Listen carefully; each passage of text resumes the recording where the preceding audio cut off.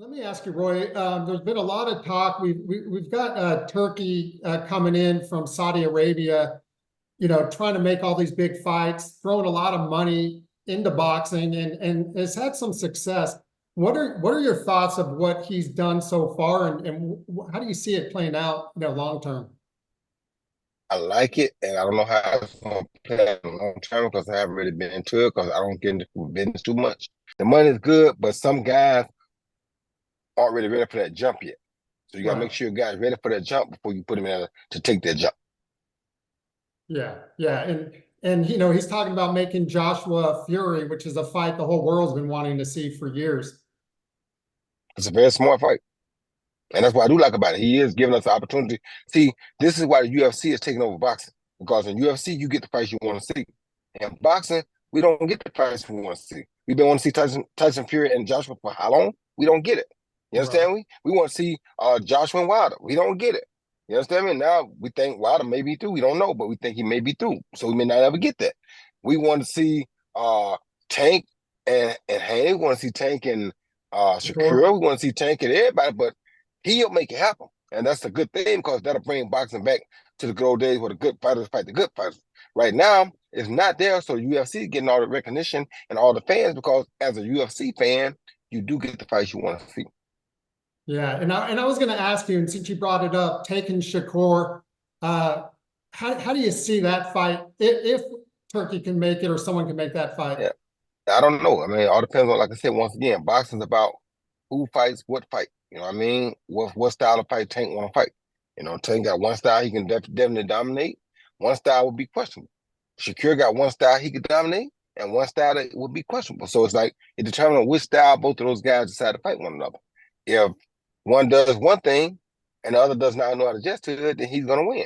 If the other does one thing, a second thing, and the other one don't know how to adjust to it, he's gonna win. So when you got fighters that good, it's all about who can get the right game plan and who can make the adjustments. Would you call it a 50-50 fight at this point? Yes, it would be. Definitely 50-50 fight at this point. Interesting. So Roy, I mentioned the Olympics earlier, silver medalist, 88. You won the best fighter of the tournament, yet you were the silver medalist because of all the corruption. We just got done with the 2024. Now we're going back to LA in 2028. Boxing may not even be a part of it. I was at the 84 Olympics with Breland, Whitaker, Holyfield, arguably one of the best teams ever.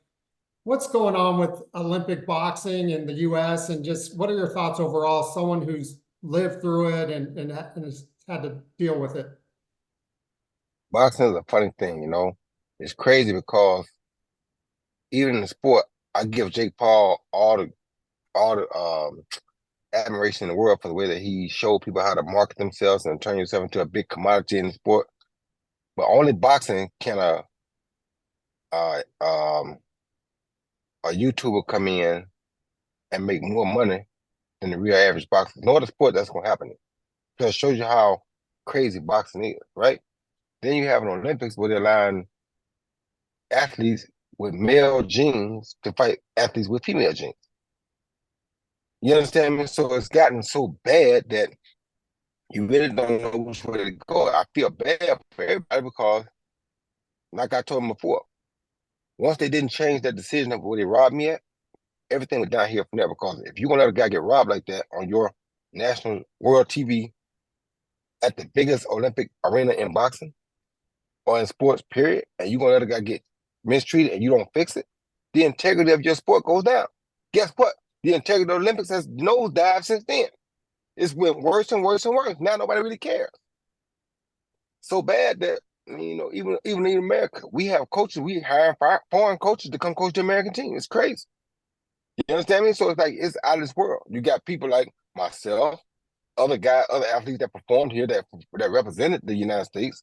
Yeah, we gonna get a foreign trainer. I would do that. What we expecting to win? But for me, I lost respect for the Olympics way back then. I really haven't watched another Olympics since then. I know, Oh, I good. knew, I knew De La Hoya won. I knew Floyd. What did they say he got cheated with? I don't know. I knew Ward won a gold medal. Carissa won or two gold medals, but I never watched none of it. I just hear about what happened. Now, I don't watch the Olympics no more. Since that happened to me and they didn't fix it, I don't want to watch the Olympics because why would you watch something that a person can be brutally cheated and nobody cared. Yeah. Wasn't there talk about giving you a gold medal, like No making up talks for it? about it. No talks about it. Not from the IOC. No. Wow. It's still, you still live with that horrible decision. That's Yep. unbelievable.